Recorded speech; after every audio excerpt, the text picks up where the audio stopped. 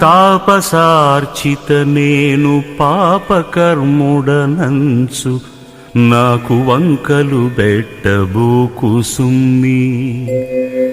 నాటికి శిక్షలు నన్ను చేయుట కంటే నేడు సేయుము నీవు నేస్తమనక.